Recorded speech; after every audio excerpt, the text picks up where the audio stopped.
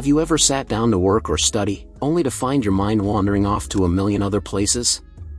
Don't worry, you're not alone. Today, we're going to explore the top 5 ways to boost your focus and concentration. These tips are so simple anyone can understand them. So, let's dive in and learn how to train our brains to stay on task. Tip number 1, the Ready to Resume plan. Have you ever been in the middle of doing something important, and then suddenly remembered you needed to do something else? It's like when you're eating your favorite ice cream, and then you remember you forgot to feed your pet fish. What do? Do you just drop everything and run to feed the fish? Well, there's a better way.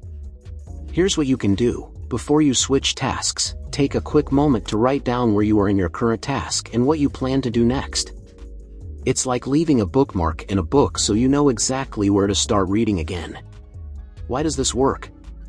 Well, smart scientists did a study where they asked people to work on word puzzles. Some people were interrupted and told to switch tasks right away. Others were given a chance to make a quick plan before switching. Guess what? The people who made a plan did much better when they came back to their puzzles. This trick is so good that even famous writers use it. It's called the Hemingway trick, named after the writer Ernest Hemingway. When he was writing, he would always stop in the middle of a sentence, not at the end. This made it easier for him to start writing again the next day. Tip number 2, the magic of music. Have you ever noticed how some music makes you feel energized and ready to take on the world, while other music makes you feel sleepy? Well, it turns out that certain types of music can help us focus better. Some smart scientists at a university in Canada wanted to find out if different types of music could help people concentrate. They played 2 different kinds of music for people while they were working. One type of music had a beat that went 40 times per second, and the other had a beat that went 16 times per second. Can you guess which one helped people focus better? It was the music with the faster beat, the one that went 40 times per second. Scientists think this is because our brains naturally make waves that are about this fast when we're focused on something difficult. But here's the cool part: for this to work, you need to wear headphones. That's because the music plays 2 slightly different sounds in each ear.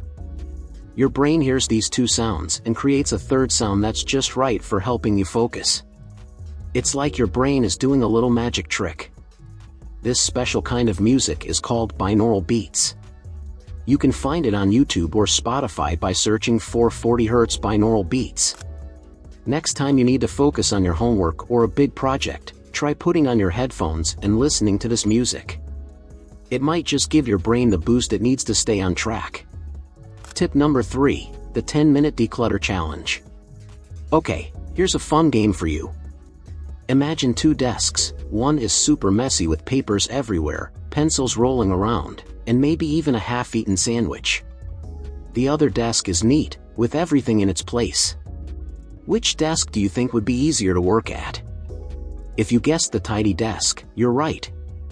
And it's not just about desks. Having a clean and organized space can help us focus better. It's like when you're trying to find a specific Lego piece in a big pile. It's much easier if all the pieces are sorted by color or size, right? A scientist named Joseph Ferrari did a study about this. He found that people who had more clutter in their lives tended to put things off more, that's called procrastinating, and felt more stressed. It's like their messy spaces were creating messy thoughts in their heads. But don't worry if your room or desk is a bit messy right now. I've got a fun challenge for you, the 10-minute declutter. Here's how it works: set a timer for 10 minutes. Look around your space. It could be your desk, your room, or even your backpack. Start putting things away, throwing out trash, and organizing stuff. When the timer goes off, stop wherever you are. You'll be amazed at how much you can tidy up in just 10 minutes. And the best part? Your brain will thank you. With less clutter around you, there's less stuff competing for your attention. It's like giving your brain a clear path to focus on what's important. This declutter challenge isn't just for your physical space. You can do it for your digital space too. If you use a computer or tablet for school, try closing tabs you're not using, organizing files into folders, or clearing off your desktop. It's like spring cleaning for your device. Tip number 4, the 90-20 rule. Have you ever noticed that sometimes you can focus well for a while, but then suddenly your brain feels tired and you can't concentrate anymore? Well, there's a reason for that, and knowing about it can help you focus even better. A long time ago, a scientist named Nathaniel Kleitman discovered something really interesting about how our bodies work. He found out that when we're asleep, our bodies go through different stages about every 90 minutes. But here's the cool part: this doesn't just happen when we're asleep. It happens when we're awake too. When we start working on something, our brains are full of energy. After about 90 minutes, we hit what's called our ultradian peak. That's when we feel super focused and like we can do anything. But then, after about 90 minutes, our brains start to get tired. This is called the ultradian trough. So, what does this mean for helping us focus? It gives us the 90-20 rule. Here's how it works: try to focus on one task for about 90 minutes. After 90 minutes, take a break for about 20 minutes. During your 90 minutes of work, try to focus on just one thing. It's like when you're building with Lego, you focus on building one part of your creation at a time, not jumping between different parts. Then, when you take your 20-minute break, do something completely different. You could go for a short walk, have a snack, do some stretches, read a few pages of a book, or listen to a favorite song. This break gives your brain a chance to rest and recharge, kind of like how you need to recharge a battery after using it for a while. Now, 90 minutes might seem like a long time, especially if you're younger or just starting to practice focusing. That's okay. You can start with shorter periods, like 45 minutes of focus and 10 minutes of rest. The important thing is to listen to your body and brain. When you start to feel tired or distracted, that's probably a sign that it's time for a break. By working with your brain's natural rhythm, you can help yourself stay focused for longer and get more done. Plus, knowing you have a break coming up can make it easier to concentrate during your work time. It's like telling yourself, I just need to focus until my break, then I can relax for a bit. Tip number 5, the power of single tasking. Have you ever tried to pat your head and rub your tummy at the same time? It's pretty tricky, right? Well, trying to do two things at once with your brain can be just as tricky, maybe even trickier. A lot of people think they're good at multitasking, doing many things at the same time. But here's a secret: our brains don't multitask. Instead, they switch quickly between different tasks. And every time our brain switches, it takes a little bit of time and energy. This can make it harder for us to focus and remember things. So, what's the solution? It's called single tasking. This means focusing on one thing at a time. It's like when you're putting together a puzzle, you focus on finding the right piece for one spot before moving on to the next. Here's a cool way to practice single tasking: use different colors in your calendar or schedule.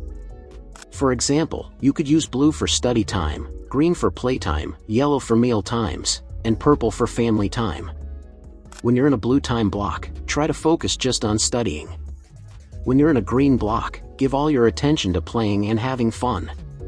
This helps your brain know what to focus on at different times of the day. But what about all those little tasks that pop up during the day? You know, like remembering to pack your gym clothes or replying to a friend's message. Here's a fun trick: have a fun admin party. Set aside a short time, maybe 30 minutes, where you try to do as many of these little tasks as you can. Put on some upbeat music, maybe have a yummy snack, and turn it into a game to see how much you can get done. By practicing single tasking and grouping similar activities, you're training your brain to focus better. It's like exercise for your brain. The more you practice, the stronger your focus muscles get. So there you have it, friends. These are the top 5 ways to improve your focus and concentration. Remember, focusing is a skill, just like riding a bike or playing a video game. The more you practice, the better you'll get. So why not try one of these tips today and see how it works for you? If you found this video helpful, don't forget to give it a big thumbs up.